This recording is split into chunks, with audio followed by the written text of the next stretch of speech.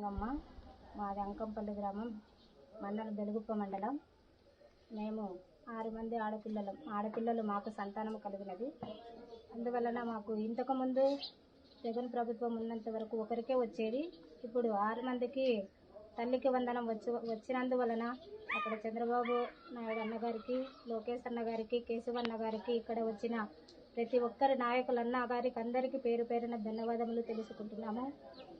ఇంకా మాకు చదివించడానికి చాలా కష్టంగా ఉంది. ఈ కష్టకాలంలో మాకు చంద్రబాబు అన్న ఈ 6 మందికి తల్లికి వందనం వేసినందువలన కృతజ్ఞతలు తెలుపుకుంటున్నాము.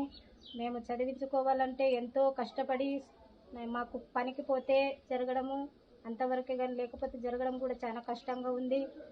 మా మీద దయ ఉంచి ఈ ప్రభుత్వము మాకు ఈ తల్లికి వందనం దయచేసినందుకు కొరకు అందరికీ ధన్యవాదములు తెలుపుకుంటూ ఇచ్చిన నాయకులందరికీ కూడా కృతజ్ఞతలు తెలుపుతున్నాము.